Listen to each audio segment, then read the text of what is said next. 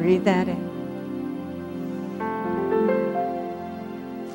And in your heart, whisper an amen.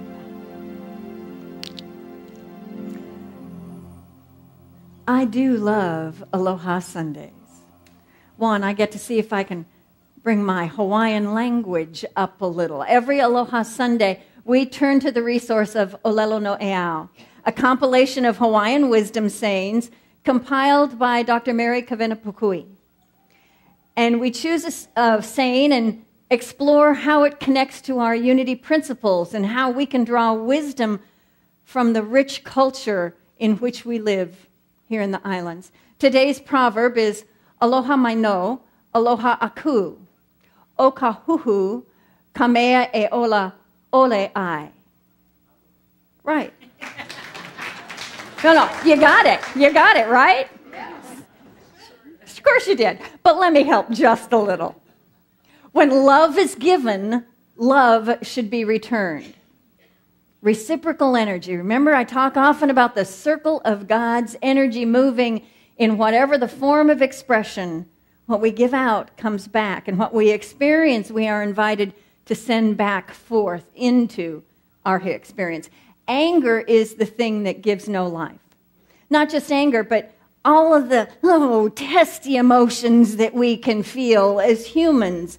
Hate, fear, rage. I know those territories. Oh, marriage will give you the experience of knowing some of these territories. Sometimes, although I miss him deeply, sometimes I'm glad there's no witness to give testimony about some of the things I reveal about myself on Sunday mornings. When love is given, love should be returned. Anger is the thing that gives no life. Charles Fillmore was the co-founder of our unity movement, and he had these wisdom sayings on the subject of life, which is the energy of God moving in us. Life is the expression of being, which manifests as animation, activity, and vigor, our energy expressed. Being, for Mr. Fillmore, is synonymous with God. Life is the energy that propels all forms to action, whether it's our thoughts creating movement, whether it's our physical being choosing to take steps forward, to act according to our guidance. Life is divine, spiritual, and its source is God, spirit, infinite mind and intelligence. Certainly, its source is love. Excuse me.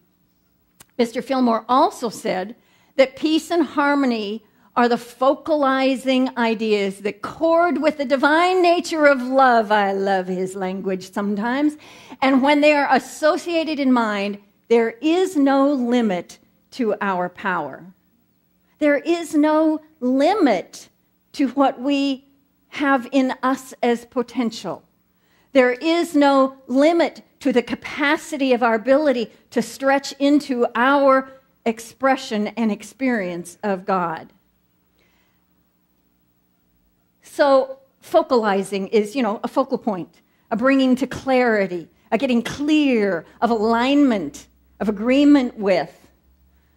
And chord is multiple pieces coming together that once joined, the sum of the parts is greater.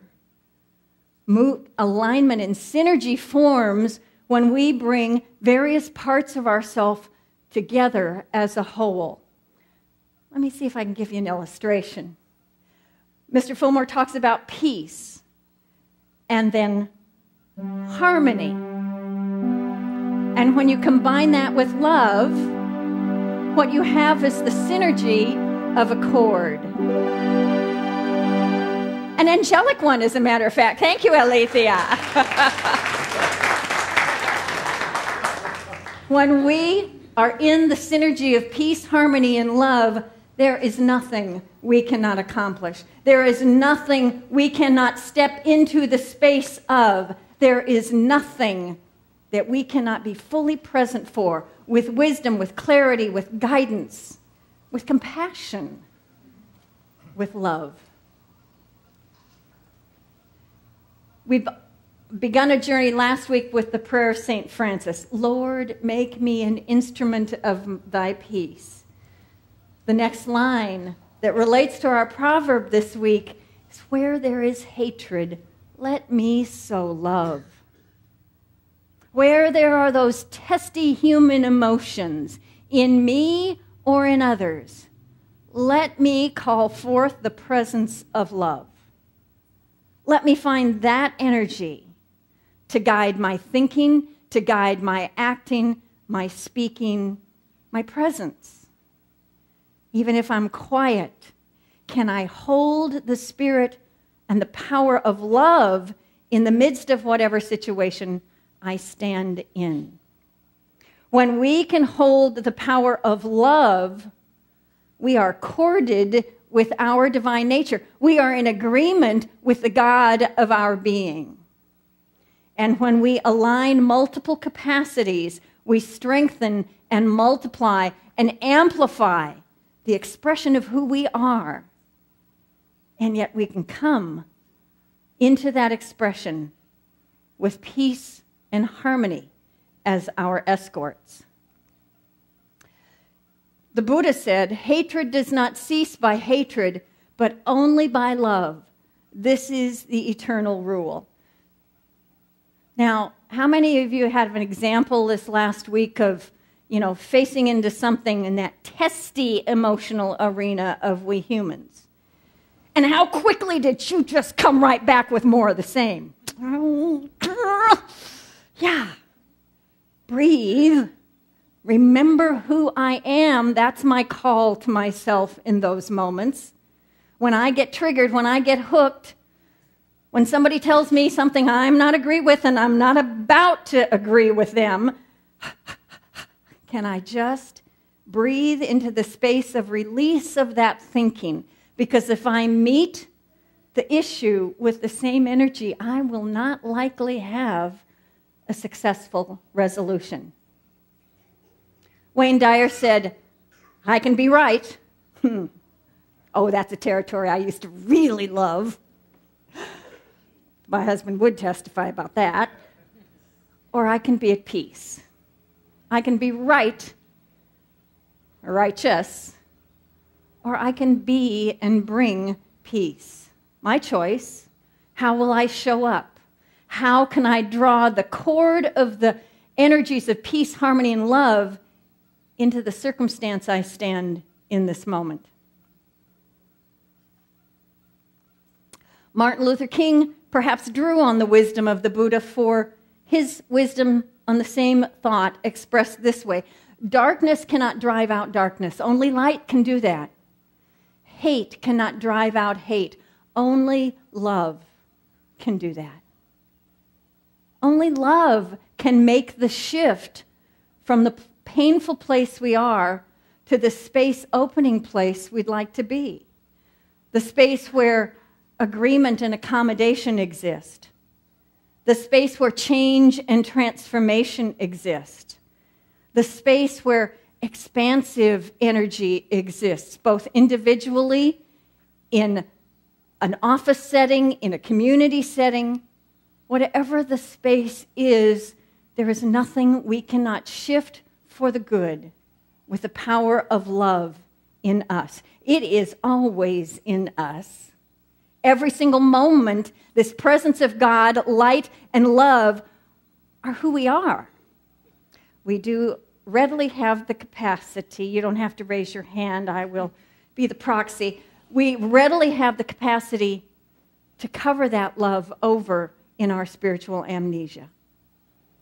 To choose to speak and think and act differently than from our true essence. But when we call that essence to the front, then we can make our argument without arguing. We can present our case without the need so much to be right as to bring peace and reconciliation. When we stand in the energy of love, Einstein told us that no problem can be solved from the energy and the consciousness in which it was created. We have to find that someplace different in us to create the outcome we desire. To shift the energy, to move ourselves in an alignment with love and God. which brings forth in us creativity and inspiration and guidance and compassion and willingness to listen, willingness to be present for self as well as others. Last week, I introduced a particular heart math technique. I am really jazzed to be reconnected with some basic techniques that I learned, I think it was about 7-8 years ago, that I got introduced to heart math in a seminar. And I really found it useful. And then maybe you have this experience. You know how we humans can be. We find something really good, and we're really excited about it, and we really enjoy using this technique, this tool, until the next thing comes along. You know, I'm a magpie. The shiny baubles catch my attention. I used to belong to a quilting organization when I lived in Southern California years ago, and at that point in my life, I was a textile artist and a quilter. And every month, we would have a visiting speaker from somewhere in the country with a well-known reputation. Maybe they'd published books, they had a technique and a style of quilting to teach us.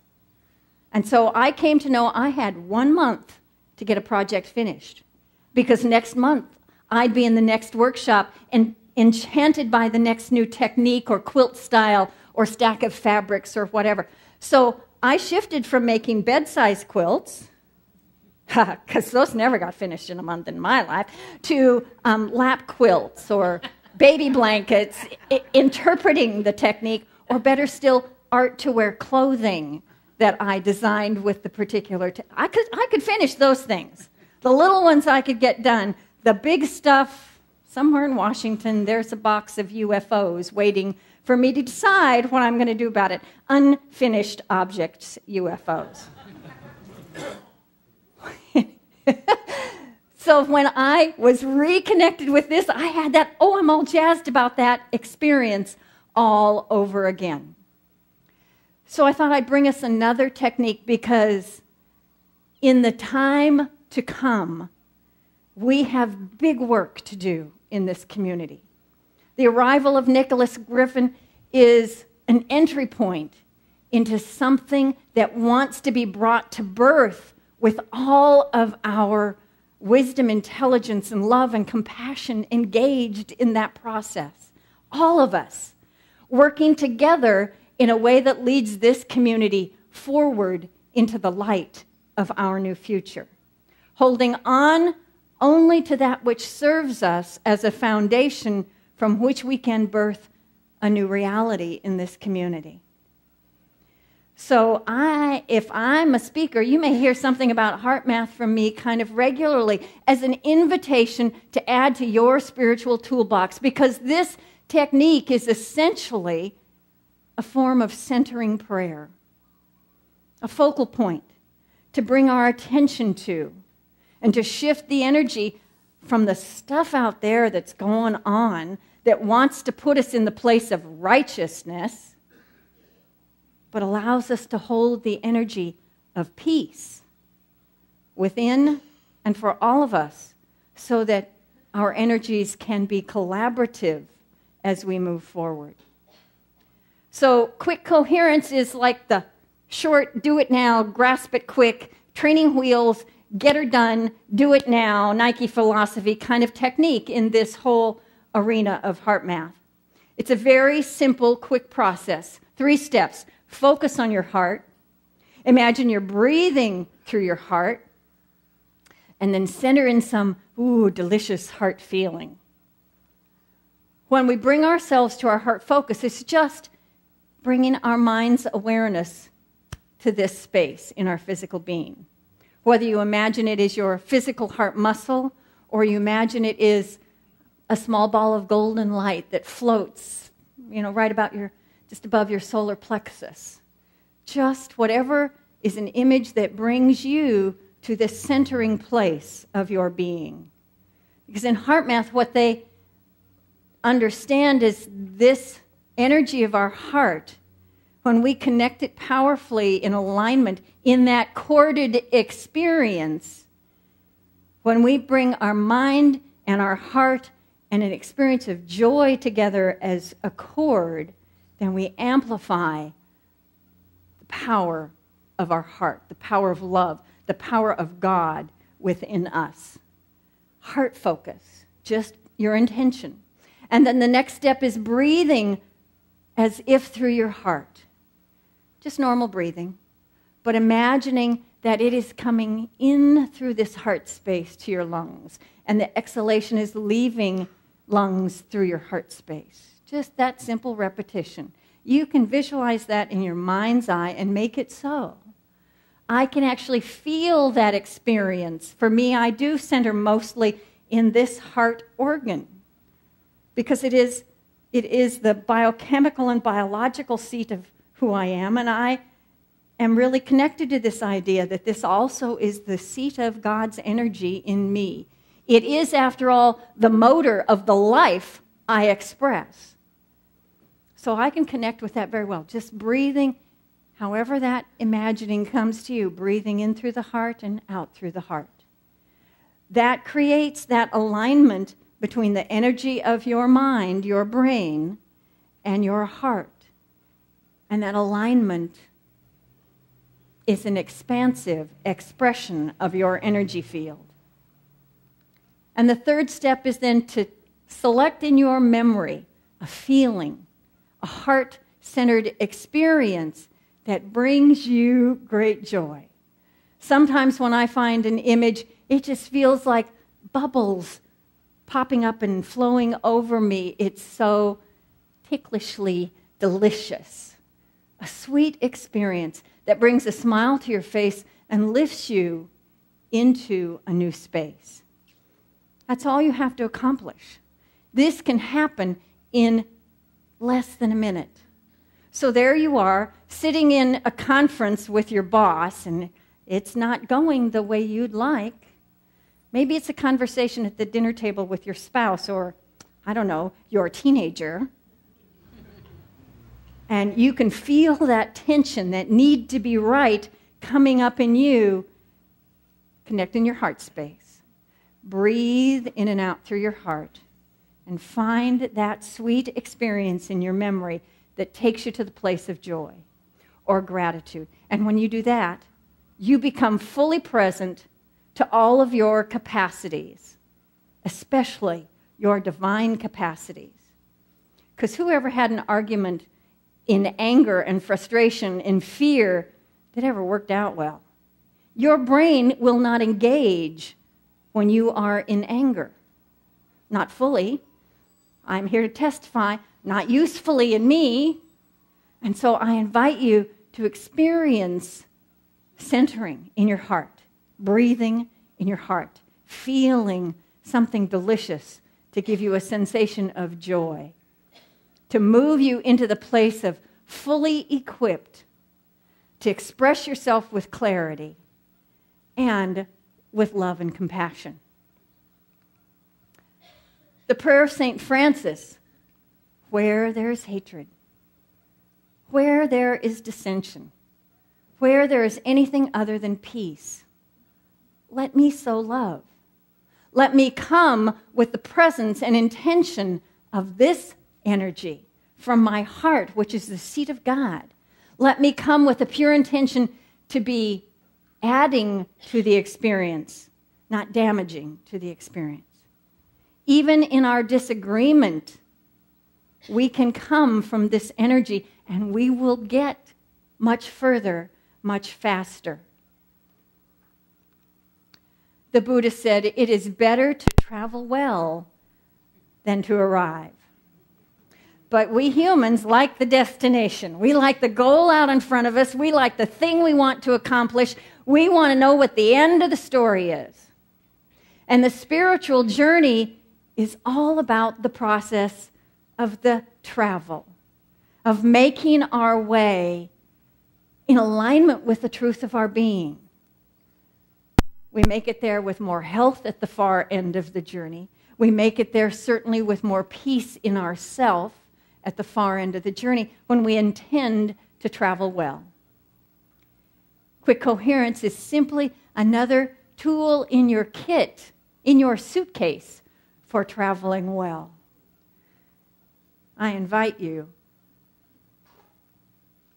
to join me in a short journey of coherence in this moment, another opportunity to practice our journey together.